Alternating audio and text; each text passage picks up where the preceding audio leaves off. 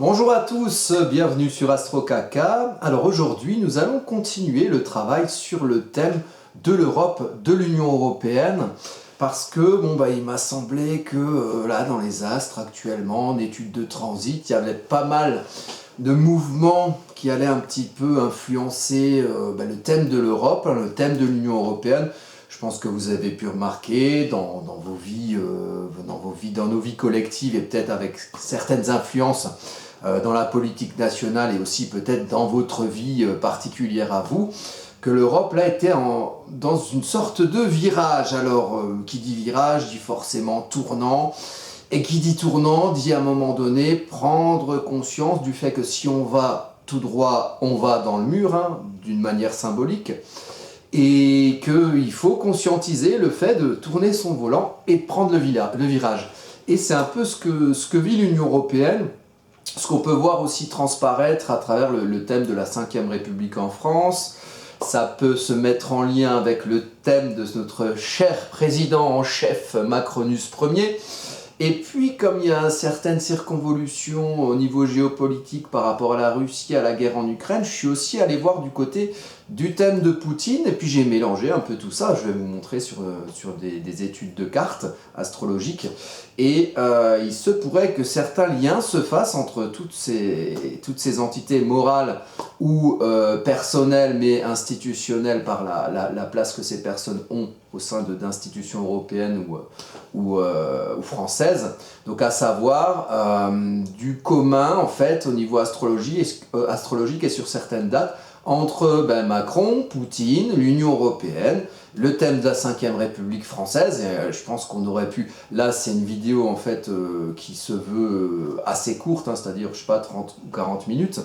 Mais si on est allé plus loin, on pourrait faire une conférence de 2-3 heures en ajoutant les thèmes de Biden, des États-Unis, enfin... Voilà, il y a pas mal de choses à faire. Là, ici, on va se cantonner, surtout, on va se centrer sur l'Union européenne et on va voir quelques implications par rapport à Macron, à Poutine, peut-être en allant voir aussi du côté de l'astro-histoire et du moment où certains aspects qui vont se faire pour l'Europe là prochainement, dans l'année à venir, 2023, la dernière fois où ces aspects avaient été les mêmes et voir qu'est-ce qui s'est passé à ces périodes-là précisément.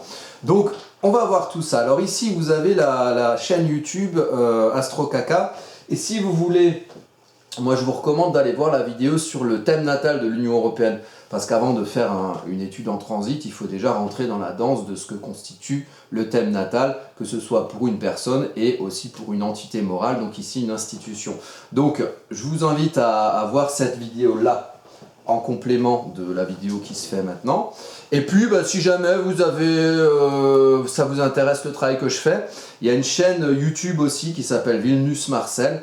Vilnus Marcel, c'est mon nom d'astrologue, et il y a des vidéos là-dessus qui projettent un petit peu sur ce que je fais dans les cours d'astrologie que je donne, et aussi les services que je propose en tant qu'astrologue. Voilà, alors je vous laisse regarder si vous souhaitez en savoir plus là-dessus. Maintenant, nous allons voir le thème de l'Union européenne. Alors, on avait expliqué sur le thème natal de l'Union européenne, l'importance ici d'une maison 7 qui est bien aspectée avec Soleil, Mercure, Lune noire. Donc le thème natal de l'Union européenne, c'est Maastricht. J'ai pris les données du 7 février 1992, la signature du traité de Maastricht qui a instauré l'Union européenne. J'ai pris l'heure, alors j'avais en précision fin d'après-midi, j'ai pris 17h. Certains disent que c'est plutôt aux alentours de 18h. Bon, ça changerait un petit peu certaines maisons, mais ça laisserait ces planètes-là en maison 7. Donc maison 7, la maison de ce qu'il y a en face de soi au niveau relationnel, les deux plateaux de la balance, puisque la maison 7, c'est le 7e, c'est analogique au 7e signe du zodiaque, la balance. Donc c'est un domaine relationnel, un domaine d'équilibre relationnel entre le moi, donc ici le moi c'est l'Union européenne, et les autres, donc les autres entités qui peuvent interagir avec l'Union européenne, que ce soit en son sein, donc les pays membres, et que ce soit aussi des entités extérieures, genre États-Unis, Chine ou d'autres pays qui peuvent avoir des relations avec l'Union européenne. Alors ici, vous voyez, il y a Saturne. Bon, je ne vais pas vous refaire le thème natal, hein, vous allez voir sur la vidéo si vous voulez en savoir plus. Mais bon, globalement, on voit qu'il y a quand même des épreuves de construction dans le signe du Verseau, donc dans les interactions sociales. Donc il y a une idée de construire par rapport à plusieurs entités qui doivent s'ordonner ensemble et qui doivent construire quelque chose de commun. Donc on est bien dans l'Union européenne, il y a quelque chose à comprendre par rapport à ça. Le soleil met l'éclairage justement là-dessus, sur ce domaine relationnel et d'équilibre relationnel et de construction relationnelle entre plusieurs entités étatiques, donc ça ressemble beaucoup à l'Europe. Et avec une lune noire en Verseau qui fait que quelque part, le Verseau c'est le signe de l'individuation, donc quelque part il y a une zone d'ombre qui empêche peut-être cette entité Union européenne de s'exprimer en tant que ce qu'elle est, ou peut-être de faire, d'avoir quelque part un rapport flou dans sa temporalité, c'est-à-dire que le Verseau c'est le temps saturnien, les réalités concrètes, et le futur espéré uranien, comment on veut progresser, comment on veut faire mieux quelque part, vers plus d'autonomie et de liberté pour cette institution de l'Union européenne. Donc il y a un lien trouble au passé. Effectivement, l'Europe, au niveau historique, s'est construite sur les cendres, on va dire, de la Seconde Guerre mondiale, avec un rapport à l'atlantisme, c'est-à-dire qu'il y a eu le plan Marshall, il y a eu la CECA qui a été la communauté européenne du charbon et de l'acier, en 1951, en 1957 le traité de Rome, tout ça a été un peu inspiré par les États-Unis, Jean Monnet qui est un agent de la CIA qui a participé à la création de l'Union européenne. Donc il y a un rapport très atlantiste à cette Union européenne dans l'histoire, dans son histoire. Il y a un rapport aussi avec un espoir, vous voyez avec la lune Uranus, un espoir de progrès. Là ici en plus c'est pour cette année, c'est le thème ici, c'est le thème en transit, donc du coup ça c'est pour l'année 2023, on va en reparler. Mais il y a quand même quelque chose qui est né quelque part de l'espoir d'arrêter à ce que les pays européens se fightent la gueule. Voilà. Et ici, vous voyez dans le thème, alors ici c'est le thème en transit à l'extérieur et le thème de l'Union européenne en natal. En transit à l'extérieur, c'est le 1er janvier 2023. Donc il n'y a pas très longtemps, puisque là aujourd'hui on est le 2 janvier 2023. Donc c'est un peu une idée de ce que l'Europe peut vivre cette année, au niveau symbolique, comme un thème natal de l'année pour l'Union européenne.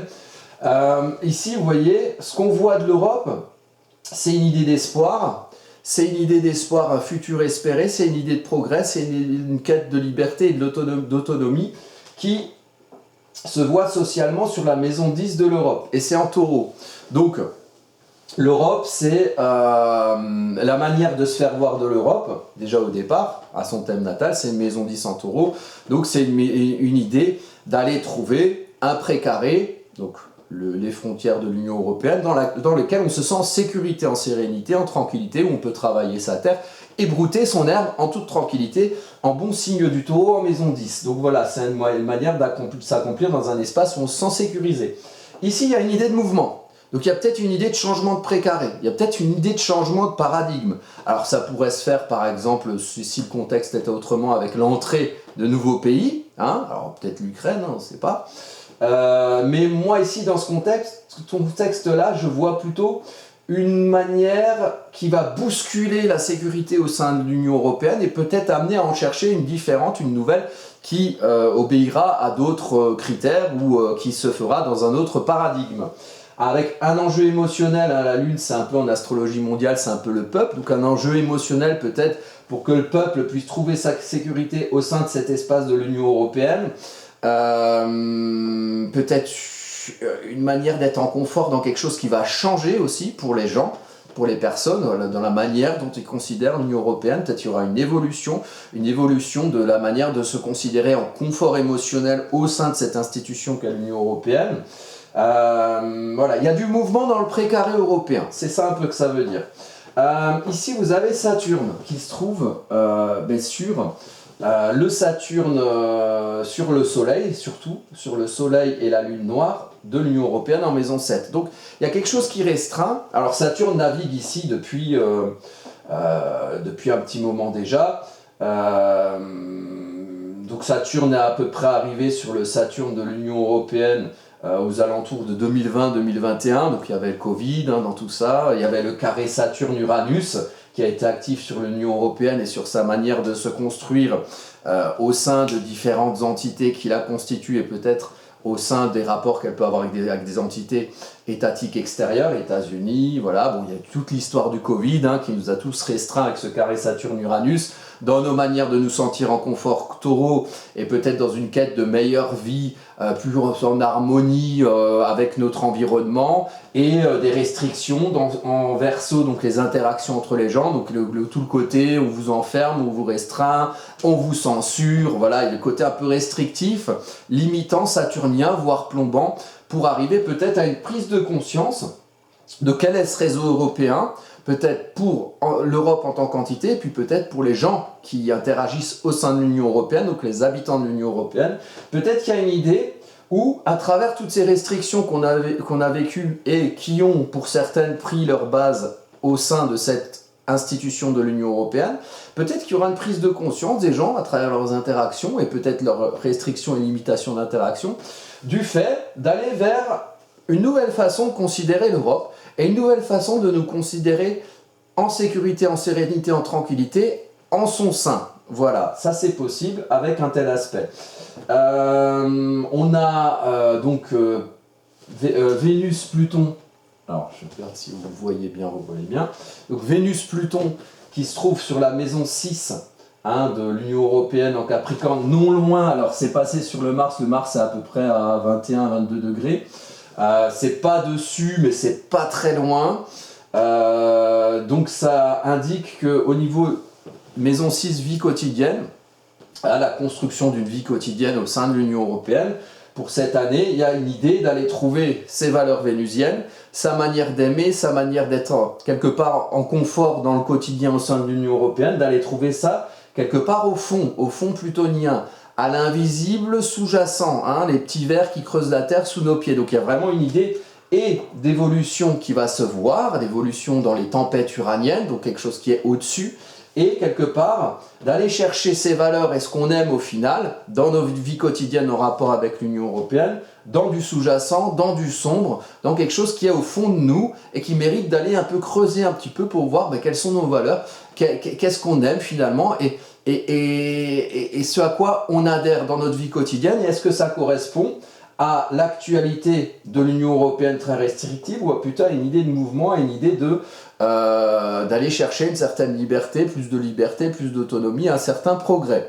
Donc peut-être qu'il y aura des réflexions qui se feront au sein de l'Union européenne ou qui se feront dans cette entité qu'est l'Union européenne, avec peut-être des mouvements au niveau institutionnel, à savoir qu'il y a quand même eu des scandales. C'est ce qui m'a mené à faire le thème natal de l'Union européenne au départ, les scandales qui ont entaché par rapport notamment à l'organisation de la Coupe du Monde au Qatar et des personnels politiques de haut rang au niveau européen qui ont été arrêtés pour corruption, tout simplement. Enfin, des choses, voilà, où il y a de l'argent liquide, des valises de billets trouvées chez des personnels de haut rang au niveau européen. Donc c'est quand même plutôt grave. Il y a quand même du coup derrière peut-être une idée au sein des institutions et des gens qui habitent ces institutions, qui travaillent dans ces institutions, de vouloir changer certaines choses pour peut-être changer l'image de l'Union européenne qui a été écornée, ou peut-être faire les choses différemment. Il y a beaucoup de ça, je trouve, dans ce thème en transit. Alors, ce que j'ai fait, c'est que comme dans le thème natal de l'Union européenne, si vous regardez la vidéo, vous verrez que j'ai fait le thème natal à la signature du traité de Maastricht le 7 février 1992. Donc j'ai étudié ce thème natal et j'ai aussi étudié le moment où finalement l'Union européenne a été promulguée. Donc c'était en novembre 1992. Et donc à ce moment-là, Mars, qui est ici à la naissance de l'Union européenne, a fait tout le tour et est passé sur Pluton.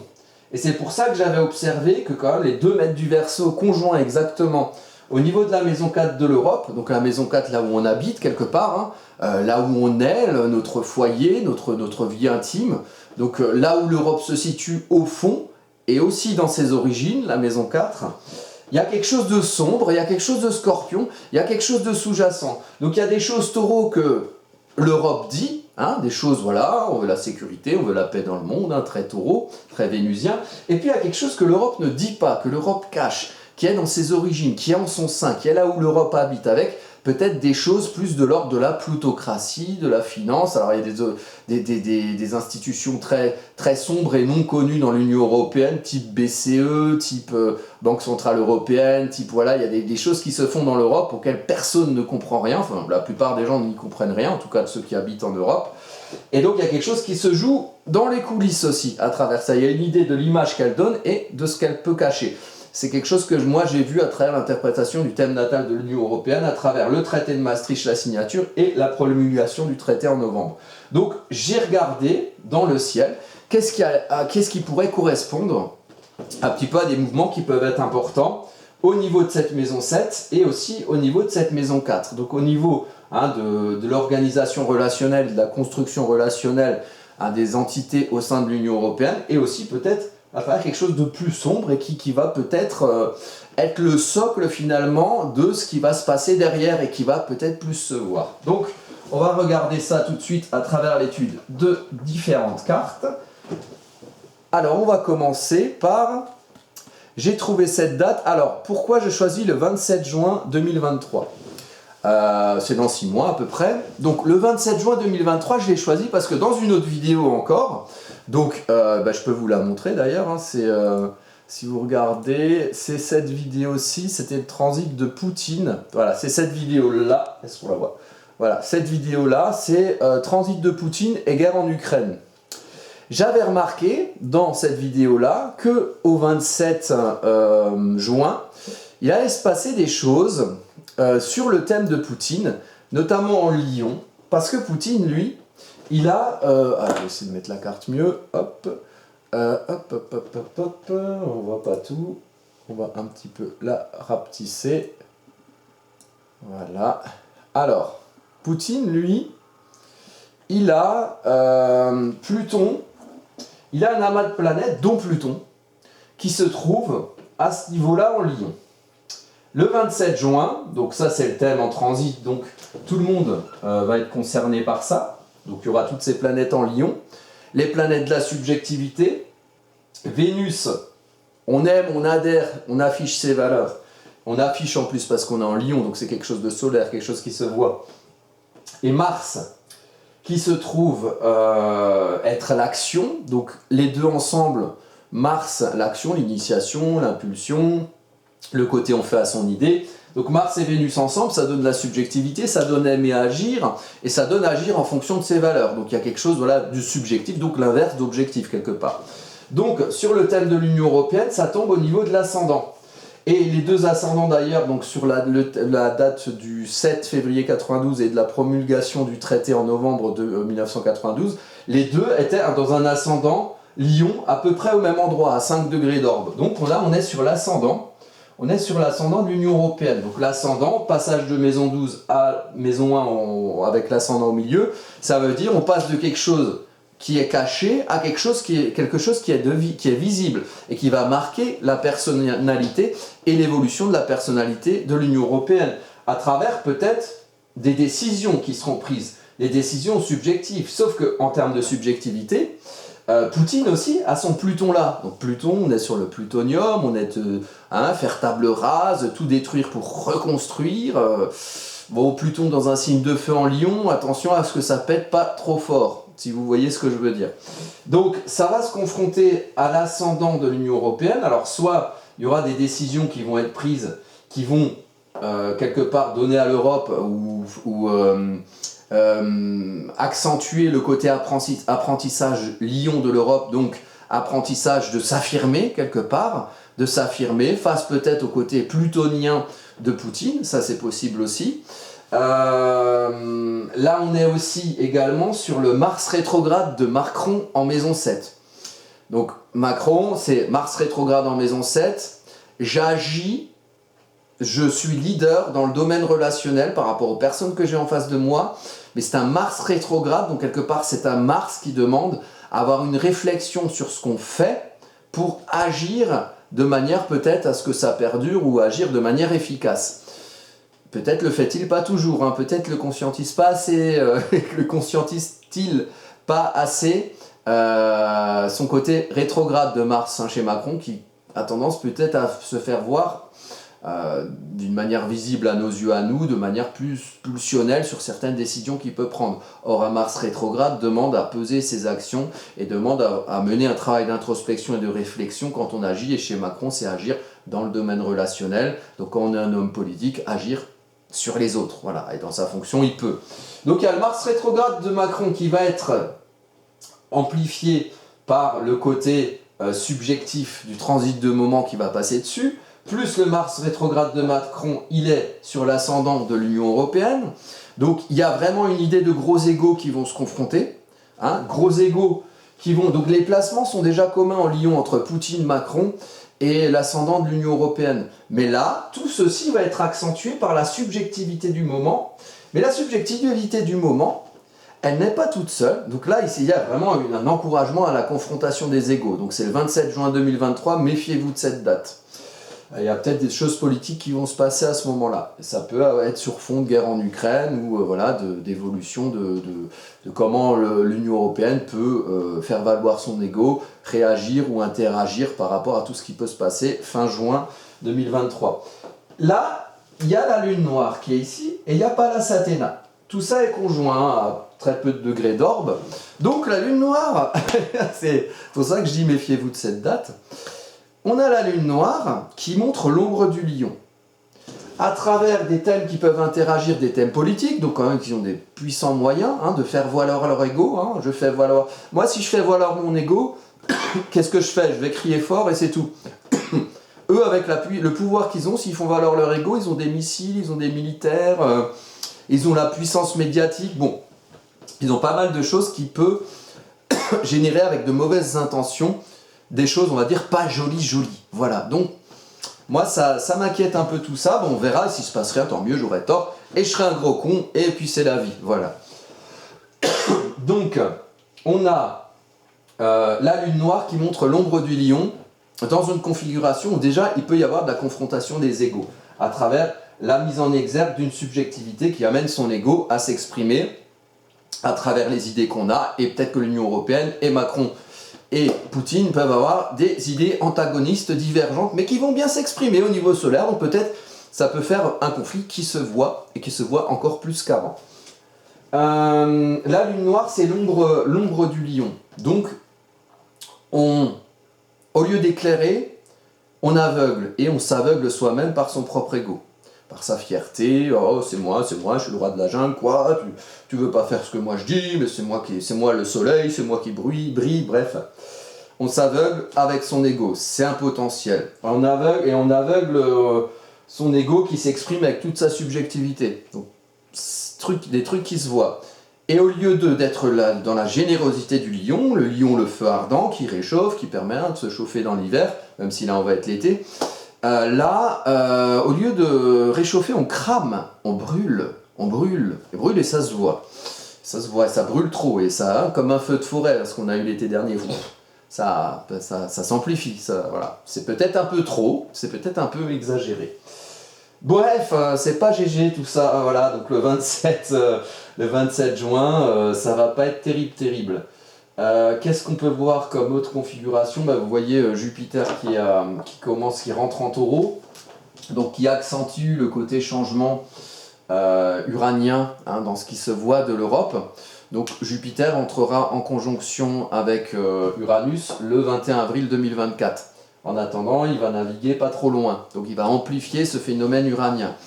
Il peut amplifier les tempêtes qui se voient en culmination du thème. Bref, voilà, donc ça c'est une première chose. Donc on a Mars qui est passé au début de l'année, donc Mars était en Gémeaux, il était là, il est passé là, et on va voir une troisième carte où Mars va arriver, donc sur Pluton, on sera en novembre 2023. En attendant, je voulais mettre juste le petit focus sur la dernière fois où on a retrouvé Mars et Vénus dans le signe du Lion conjoint. Alors, on était, figurez-vous, peut-être que cette date va vous rappeler quelque chose, On était donc ça c'est le thème, le transit global, il n'y a pas d'Union Européenne là-dedans, c'était juste pour voir en faisant de l'astro-histoire quand la dernière fois Mars et Vénus s'étaient joints ensemble en lion dans le thème. Donc toujours à l'endroit de l'ascendant de l'Union Européenne, du Pluton de Poutine, hein, Pluton et lune noire de Poutine, hein, et du Mars rétrograde de Macron. On a tout ça. Bon, très bien, après du milieu du ciel en plus. C'est le 12 juillet 2021. Qu'est-ce qui s'est passé le 12 juillet 2021 ? Eh bien, on a eu un discours de ce cher Macronus Ier qui nous a indiqué que les vaccins, nani, nana, bon, ceux qui n'ont pas un pass sanitaire ou vaccinal, enfin, allez savoir comment ça a été déguisé, mais enfin bon, en gros, c'était un pass. En gros, si tu n'avais pas le vaccin, il a annoncé ce jour-là que si tu n'avais pas le vaccin du Covid, vous savez, ce traitement expérimental là, qui a été injecté à la plupart des gens, si tu n'avais pas ton vaccin, tu n'avais plus le droit d'aller en gros dans tous les services publics, ou alors il fallait se curer le nez avec des tests PCR tout le temps, enfin voilà, donc plus de resto, plus de cinéma, plus de concerts, plus de vie sociale, enfin voilà quoi. Plus les soignants qui ont été interdits d'exercer. Vous savez, vous vous souvenez de ces soignants, il y en a toujours qui peuvent pas exercer alors qu'on manque de personnel. Bon, ça c'est des faits, je donne même pas mes opinions. Bon, peut-être ça transpire. Mais voilà, donc c'était une allocution du 12 juillet 2021, pardon. Donc moi je me rappelle un petit peu. Et c'est le moment où il y avait justement cet aspect. Donc quand on vous dit, en plus il y a la lune au même endroit. Donc quand on vous parle de choses qui se voient, ça peut être des choses qui se voient. Alors ce ne sera pas forcément un discours, ou peut-être il y aura du discours avec, ce sera peut-être matérialisé d'une autre manière, mais du Mars-Vénus en Lion, ça se voit. Et quand c'est appliqué sur des thèmes de personnalité publique en général, ces personnalités publiques font des choses qu'on voit. Donc ça peut être intéressant. C'est juste pour vous montrer ça, donc pour rappeler que cet aspect des choses. Donc là, il n'y avait pas de lune noire en question. Et alors, juste pour revenir rapidement sur quelque chose que je n'ai pas dit, là, ici, donc ça, là, on revient sur le thème du 27 juin 2023. Donc le 27 juin 2023, il y a aussi Pallas Athéna qui se trouve ici. Donc Pallas Athéna, c'est la stratégie politique. La stratégie politique qui va être importante dans des moments où il y a une exacerbation des égos et de la subjectivité de personnalités publiques qui ont des thèmes avec des Mars et des Plutons par ici et des ascendants Lion. Donc on va espérer que la stratégie sera la meilleure possible pour les gens qui habitent l'Union Européenne ou même les gens tout court. Mais il sera question de stratégie politique à ce moment-là. Donc, alors, selon les intentions de chacun, une stratégie peut être bonne ou pas. Peut-être que quelqu'un qui décide et qui a de mauvaises intentions peut appliquer une stratégie qui va bien nous entuber les autres. Mais ça peut être le contraire. Peut-être qu'il n'y aura que de la bienveillance et que, en fait, on vivra tous heureux le 27 juin avec l'Union Européenne. Mais j'ai quand même quelques doutes. Voilà. Alors ça c'est...